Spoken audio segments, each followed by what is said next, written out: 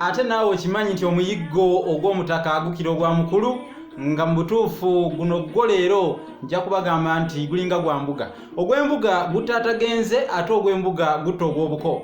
Nze Munnabusiro ate era okubaweerera ku bigambo wano okufaananako mwetimba bujumbi byaweerera omutanse. Waliwo era enjogera endala gye njagadde bazzukulu bannambi bamanye KWEYAVA kubanga bakikozesa nnyo. Kati tuli mu museeseetuko guno nga bwe nagamba nti guzingamiza nnyo ebyobuwangwa naye n'ebyafaayo by'ebitundu ebyo ebimu twagala abantu babimanye babeere nga babinaga budinda. Ntandika nti okunaga ag'okuntaala ate ensonga zitambule bulungi, okunaga ez'okuntaala ate ensonga zitambule kinnawadda.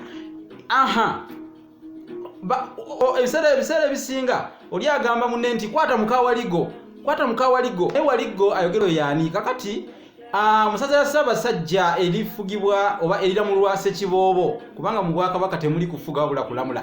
Essaza KYAVA eyo mu KYAVA eyo waliyo omusajja mukulu nga bwe nabagambako edda nti ebyalo byaliko abataka baabyo abakulu. Kakati ono omutaka ono yaliwo eyo kati bwe bayita kasawo. Yalina akasawo ke munnange nga mubamu ensimbi ze ng'agenda okugula ebintu atambula n'akasawo ako buli wadda buli wagenda n'akasawo ke buli wadda. Kakati nga bw'abaako ne kyeyegombye ng'akwata mu kasawo ng'aggyamu ensimbi ng'agula bintu nga yeegendera. Kale nno ekyalo kwe yali abeera kwe kukituuma kasawo ne gye buli eno kiri mu ssaza lya Ssaabasajja ery'eKYAVA. Naye nga n'ekisoko twakifuna okukwata muka Waliggo kwe kukwata mu nsawo oggyemu ensimbi zibeeko kye zikola.